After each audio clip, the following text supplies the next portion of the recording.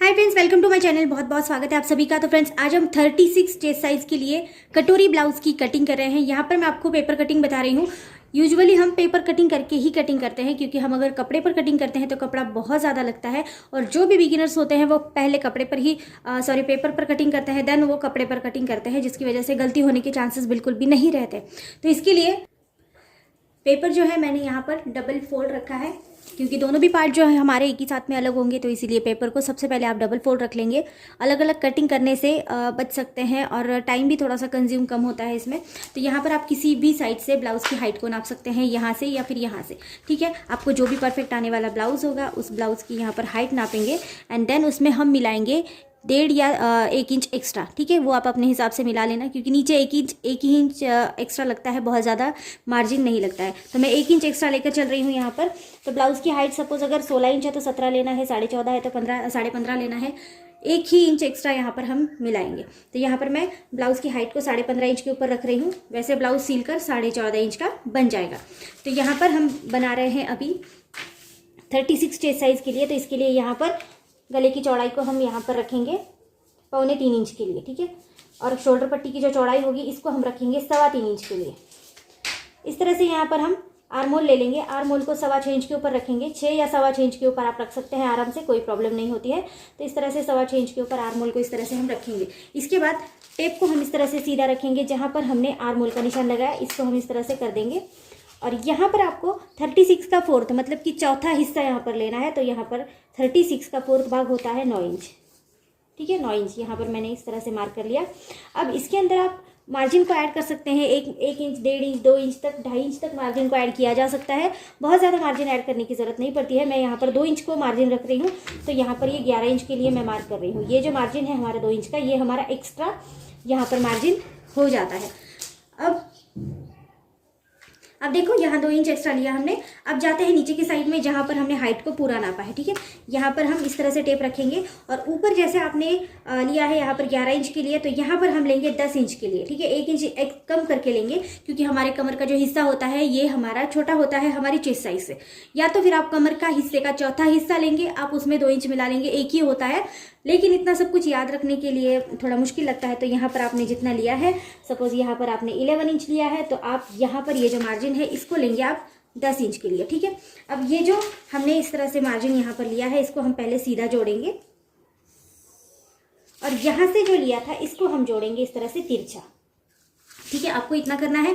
अब यहाँ पर हमने पेपर को डबल रखा है, इसीलिए बैक और फ्रंट पार्ट का जो भी आर्मोल होगा उसको हम एक ही साथ में यहाँ पर ले लेंगे। ठीक है, तो बैक साइड के आर्मोल को हम 1.5 इंच अंदर रखते हैं और फ्रंट साइड के आर्मोल को हम 1 इंच अंदर रखते हैं। यहाँ पर 1/2 इंच का डिस्टेंस देंगे।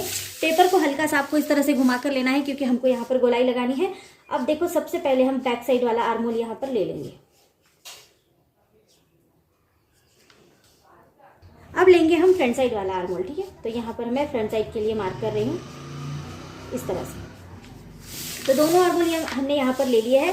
अब हमको यहाँ पर जो है 1/2 इंच डाउन देना है। देखिए यहाँ से, ठीक है, ये बहुत ज़्यादा इंपॉर्टेंट है। अगर आपको गला नीचे उतरने का प्रॉब्लम है या फिर कुछ, तो इस तरह से ये प्रॉब्लम आपका सॉल्व हो जाता है। तो इसीलिए इसको डाउन दे देंगे। पेपर को अच्छे से डबल रखना है सभी साइड से, नहीं तो छोटा बड़ा पार्ट हो जाएगा, इसीलिए पेपर को अच्छे से रखना ज़रूरी है। तो इस तरह से हम यहाँ पर इसको डाउन दे देंगे।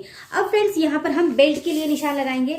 आप जिसको क्रॉस पट्टी बोलते होंगे, साइड पट्टी, बेल्ट बोलते होंगे, तो उस चीज़ के लिए हम यहाँ पर निशान लगाएंगे। तो एक साइड में मैं लगा रही हूँ 3 इंच के लिए और दूसरी साइड पर मैं लगा रही हूँ, जो फ्रंट साइड होती है उसकी में लगा रही हूँ मैं 4 इंच के लिए। ठीक है, यहाँ से हमारी फ्रंट साइड होगी, यहाँ से हमारी साइड पट्टी होगी। ठीक है, तो यहाँ पर आप चाहे तो इस तरह से इसको गोलाई देते हुए यहाँ पर जोड़ लेंगे, या फिर इसका दूसरा तरीका भी मैंने अपनी पहले की वीडियो में बताया है, आप आराम से वहाँ पर जाकर देख सकते हैं, वो भी एक आसान तरीका है।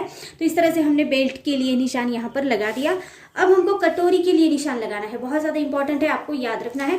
तो इसे लगाने से पहले हम आगे का जो गला होगा आपका उसके लिए निशान लगाएंगे। देखो, आपका आगे का गला जो है वो आपके ब्लाउज के ऊपर आप देख लीजिए, जो भी आपको परफेक्ट आने वाला ब्लाउज होगा उसमें आप आगे का गला ले लेंगे। बढ़ाना घटाना कुछ भी नहीं होता है, आपको डायरेक्टली उतना ही नाप लेना है जितना आपके आगे के गले का नाप है। तो मैं यहाँ पर ले रही हूँ 7 इंच के लिए, कम ज़्यादा आप कर सकते हैं। और यहाँ पर फिर से एक बार 3.25 इंच के लिए। ठीक है, दोनों साइड से अच्छे से आप गिन लेंगे इस तरह से, और एक लाइन ड्रॉ करके हम इसको स्क्वायर का शेप दे देंगे।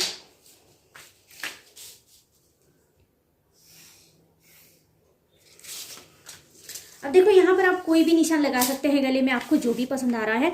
तो मैं यहाँ पर राउंड शेप लगा रही हूँ। राउंड शेप जो है वो यूजुअली यूज़ हो जाता है और बनाने में आसान होता है, ठीक है। तो यहाँ पर मैं इस तरह से राउंड शेप दे रही हूँ। आप कोई भी निशान लगा सकते हैं। अब देखिए यहाँ पर जैसे आपने 3 इंच के लिए निशान लगाया, एक निशान यहाँ पर भी आप लगा लीजिए 3 इंच के लिए, ठीक है।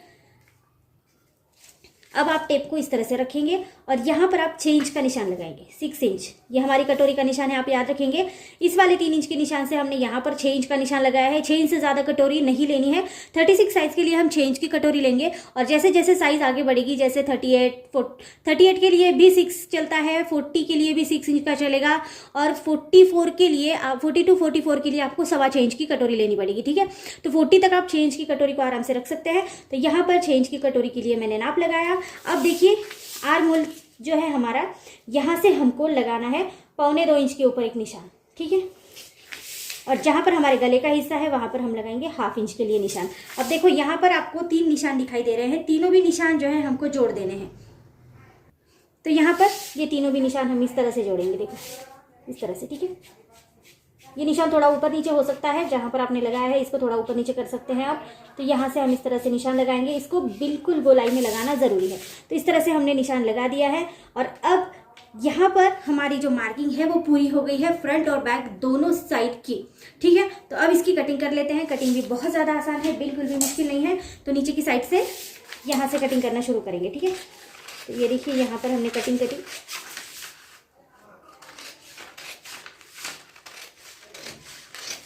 जो भी हमारा बैक साइड का आर्म होल है उसके लिए कटिंग करेंगे, बाद में करेंगे फ्रंट साइड के लिए अलग से कटिंग। तो यहाँ पर बैक साइड का आर्म होल में कट कर लेती हूँ और यहाँ पर जो है हमारी क्रॉस कटिंग होती है वो भी हम यहीं पर कर लेंगे, ठीक है। इतना होने के बाद आपको बैक साइड का जो हिस्सा है ये टोटली अलग निकालना है, इसमें कुछ भी नहीं करना होता है। अब करेंगे फ्रंट साइड के लिए कटिंग।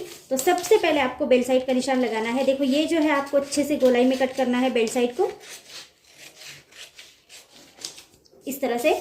उसके बाद हम करेंगे जो आगे का आर्म होल था उसके लिए कटिंग करेंगे।